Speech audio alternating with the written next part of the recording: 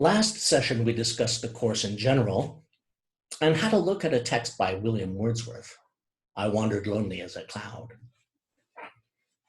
But why do we think of this text as poetry rather than, say, prose or drama? In this session, I want to try to answer this question. And in order to do so, I think we first need to get clear about what speakers of the English language now mean by the word poetry. So let me begin by asking you, what kind of text do you have in mind when you use the word poetry?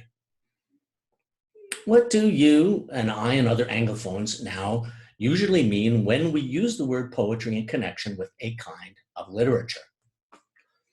Well, in order to answer this question, let's begin by considering a well-known text by one of Wordsworth's contemporaries, William Blake. Here is the text. The tiger, tiger, tiger burning bright, and so on.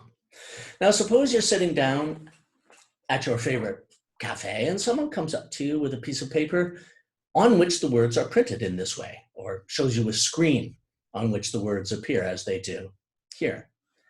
And that person says, you study English literature, so tell me, is this poetry? What would you say? Well, you might say yes, but you might have hesitation in saying yes, and you might even say no. I think many of us would say, no, that's not poetry. And they might say that because it doesn't really look like a poem. When most speakers of English now use the word poetry to discuss a kind of literature, printed text, one of the things they have in mind, I think, is a certain kind of typography, a certain arrangement of words on the page. Anglophones now have in mind, when they use this word, a kind of literature where the words are printed on the page in a certain way, in a way that differs from the way they're printed in prose or drama. In particular, the words of poetry are printed in horizontal lines, yes, but lines with relatively wide margins, or margins that change or vary on the page, as they often do in modern poetry. And in longer texts, to which we refer as poems, the lines are often broken up into groups of lines with space in between. And this text, the tiger as it appears here, is not printed in this way. Rather, it's printed in the way that we associate with prose, or at least a section of prose, a paragraph, since the words are printed in horizontal lines, yes, but relatively long lines with narrow margins.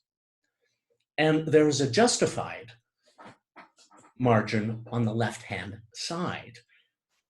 The lines all begin at the same margin on the left-hand side, and except for the first one, which is indented, there's a little bit of space between the left-hand margin and the beginning of that line. So were we to take the same words and print them on the page in the way in which they were first printed, like this,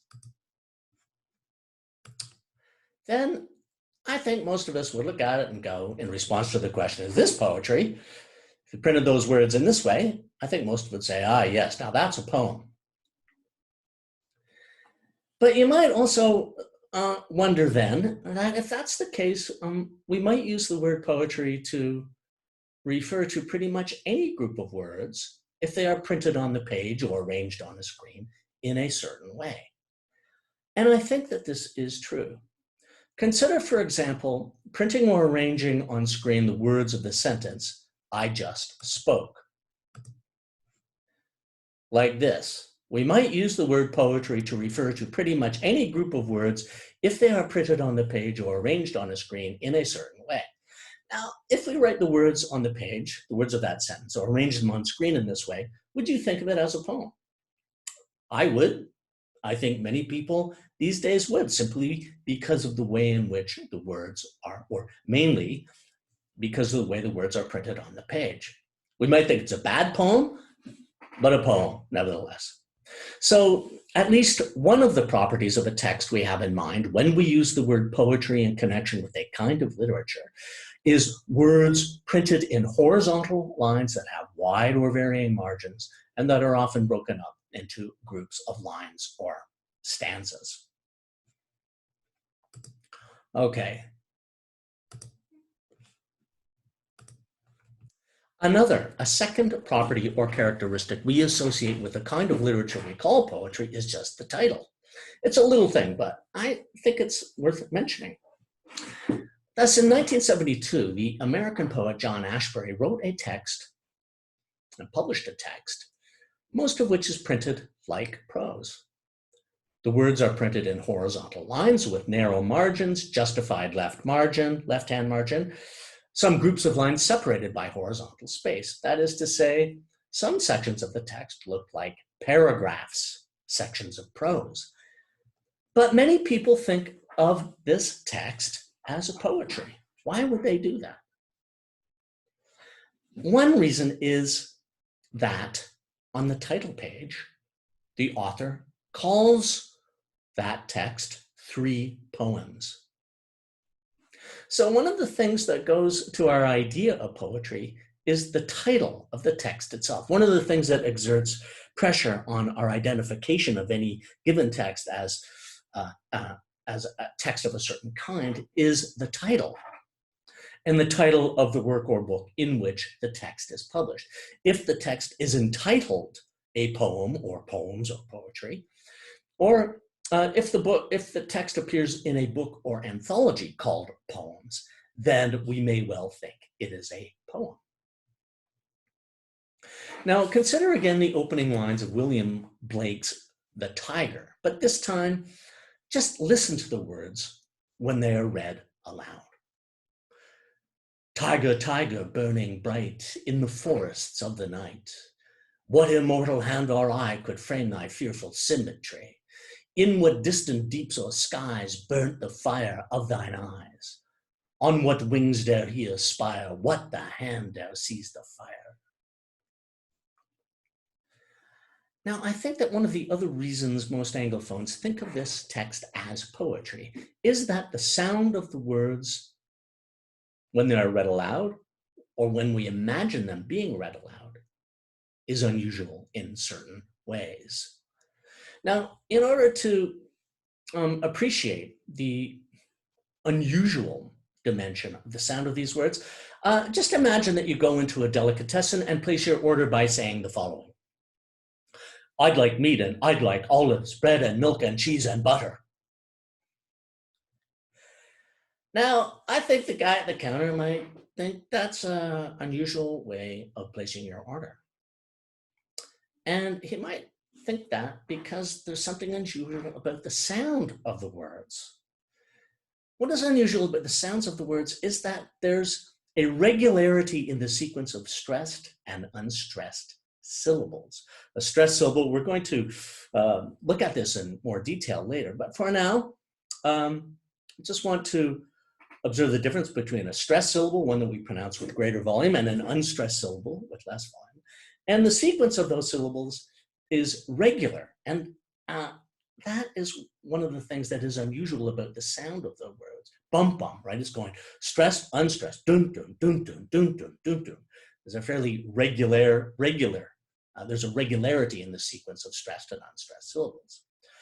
Now, a second thing that is unusual about the sound of Blake's words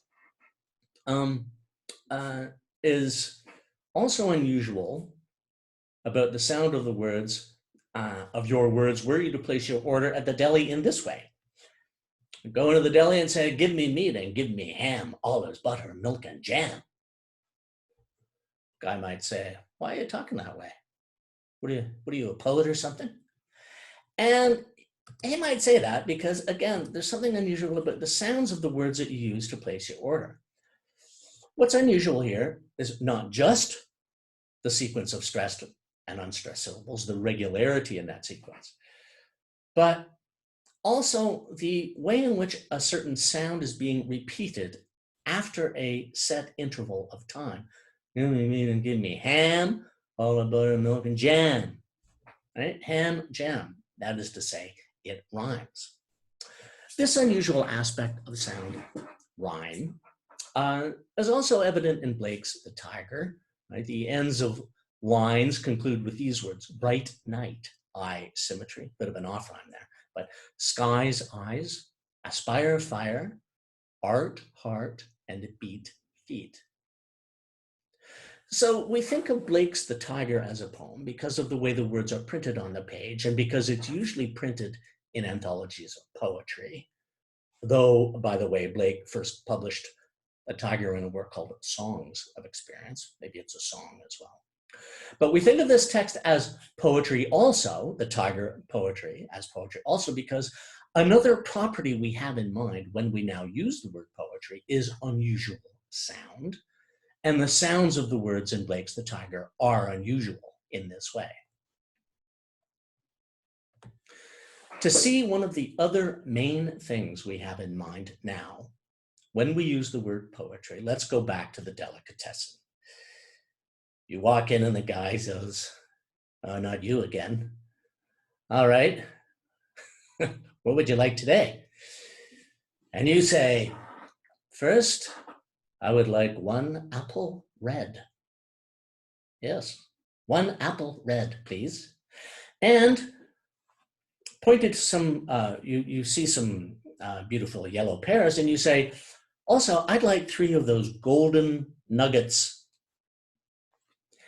And the guy at the delicatessen says, "You know, you're talking funny again."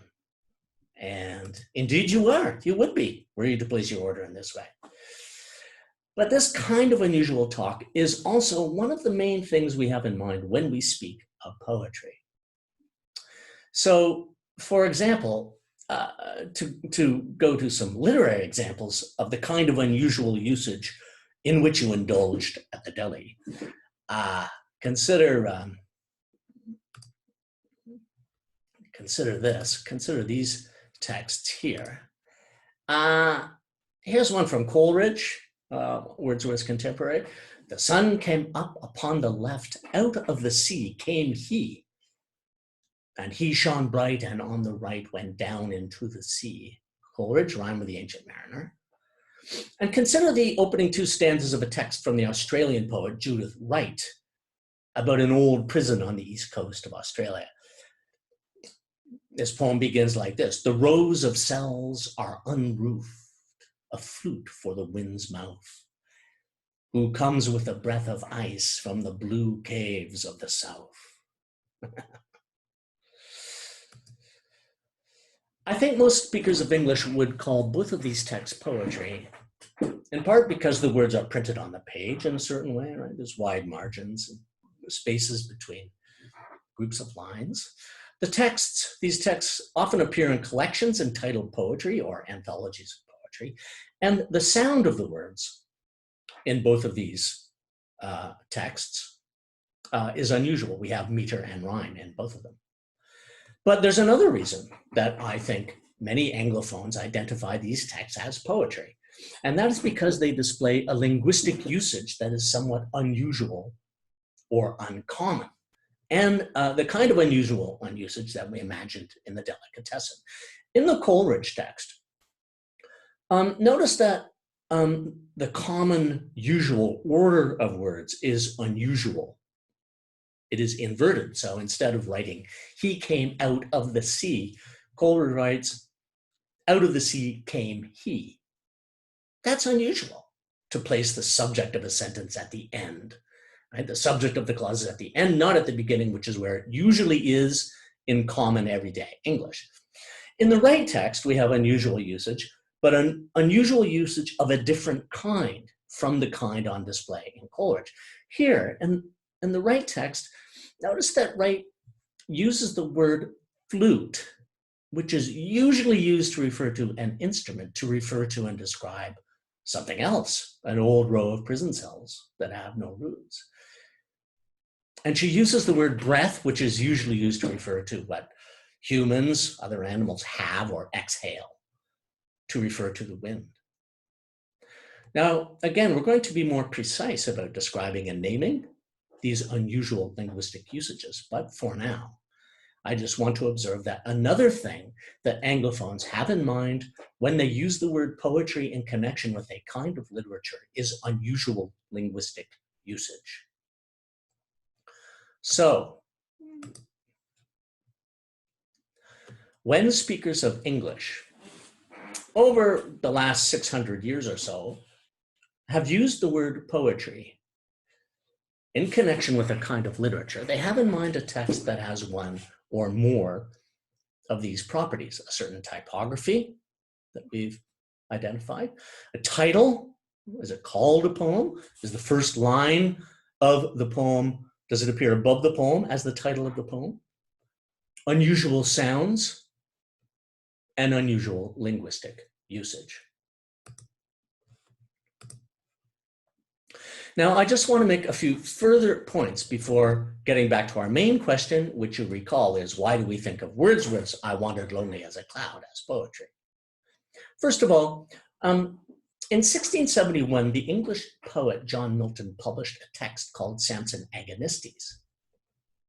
Now, it looks like drama. It looks like a script which would be used to govern performance on stage, since the text is printed in a certain way. We have a list of the persons at the beginning of the text. Names of characters are printed in left-hand margins, and then words are printed in short horizontal lines beside the names. And there's some text in italics indicating where the action takes place. Nevertheless, many people now do not think of this text as drama, but as some kind of poem. Why is this the case? Well, on the title page, Milton calls it Samson Agonistes, a dramatic poem. He calls it a poem. That's one reason people think it's a poem, even though it looks like drama. But also, in the prefatory note to the text, Milton says that he did not divide it up into act and scene, as is usually the case for drama, because he never intended the work to be performed on stage. And that knowledge of Milton's intention, the intention that the text not function as a script for performance on stage, is one of the things that leads people to identify that text as poetry rather than drama. So sometimes our understanding of an author's intention can enter into our identification of the kind of text it is. Second, I want to acknowledge that when speakers of English now use the term poetry in connection with literature, they may also have in mind some other things. So, for example, many of us associate poetry as a kind of literature with texts that are produced in a certain way. A text that is produced by authors who exercise the faculty of imagination.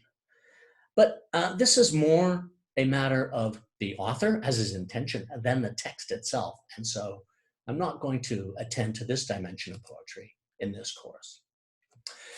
Third, I think some of the four main properties which we have identified as the defining properties of poetry, some of those properties pull more weight with us than others when it comes to our identification of, when it comes to our dealing with the question of what kind of text it is. If a text displayed the typography we associate with poetry, but none of the other properties, I think we would still identify that text as poetry, maybe bad poetry, but poetry nonetheless. So some of those four properties, typography in particular, I think are more important, more at the core of what poetry is than others. Also, I want to bear in mind some changes in the usage of the term poetry over time. The word poetry, I think it's worth bearing in mind, only enters the English language sometime during the 1300s. It hasn't always been part of the English vocabulary. Geoffrey Chaucer, the poet, is one of the first Anglophones to use the word in the 1300s. So it hasn't always been part of the English vocabulary and hasn't always been available to identify a certain kind of literature. Was there poetry before poetry as a word existed in the English language? Well, that's a question worth thinking about. When speakers of English did begin using the word poetry in the late 1300s, they also had in mind a text that was fictional, a text that was about unreal, non-existent things and events. Poetry, the word poetry connoted fable and the fabulous in the early usage, in early usage. And I think those connotations have faded, have become weaker, at least over time. But roughly since the Renaissance, the mid-1600s, when speakers of English are using the word poetry to mean a kind of literature, they usually have in mind a text that has one or more of the four properties we have identified. Now let's return to Wordsworth's poem, I Wandered Lonely as a Cloud, and to the question, why do we think of this text as a poem? The reason most speakers of English feel pretty confident in using the word poetry to refer to I Wandered Lonely as a Cloud is that this text has all four properties that we have just identified as the ones that go to define poetry in common English usage. So,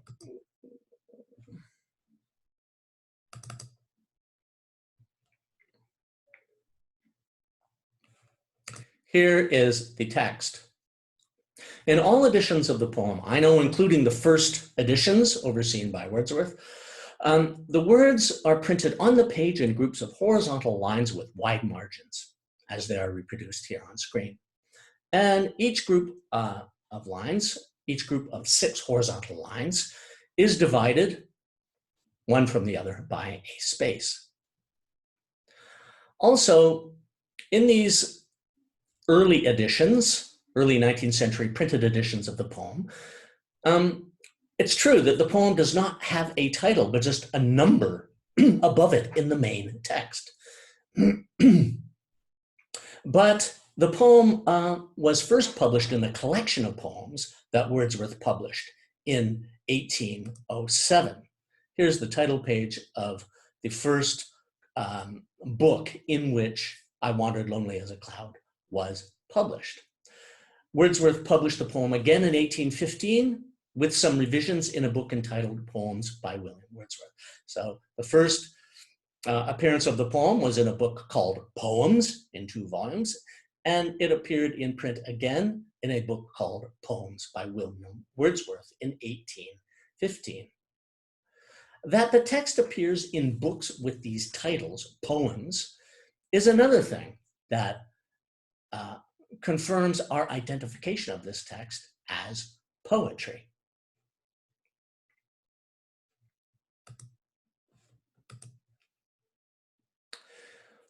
We can observe also that the sounds of the words, when we read them aloud or imagine them being read aloud, are unusual in the ways that we associate with poetry. First of all, there is a regularity in the sequence of stressed and unstressed syllables. Listen just to the first couple lines. I wandered lonely as a cloud that floats on high o'er vales and hills.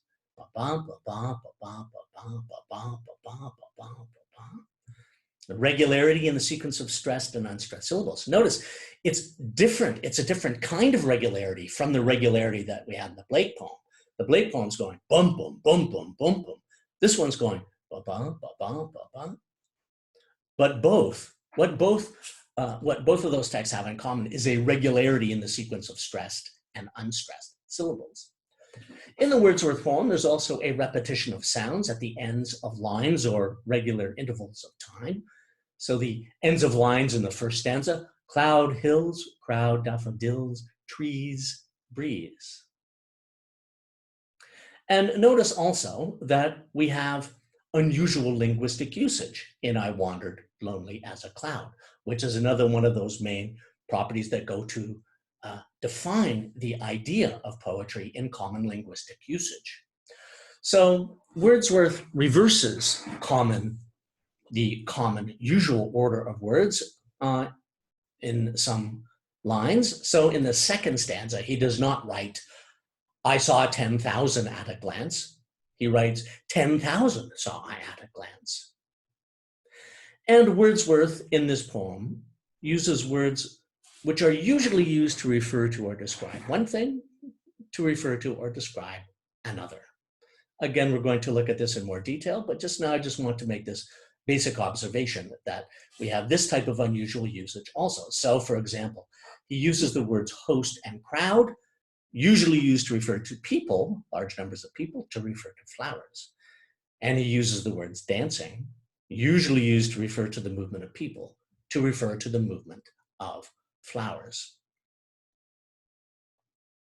So, when we are using the word poetry in connection with a kind or genre of literature, we mean a text that has certain properties or characteristics. Wordsworth's I Wandered Lonely as a Cloud has all of those properties. That is why we think of I Wandered Lonely as a Cloud as a poem, and why we use the word poetry to identify the kind of text it is. Now, many people have felt over the last couple hundred years, after the publication of the poem in the early 19th century, many people have felt that this is not just any poem. I felt that it is special, that it achieves certain things, that it is good in some important way. What is special about this poem? What is its achievement? Why has it mattered and mattered to and been valued by so many readers in the past? What is good about it? These are going to be the questions we will answer over the next sessions.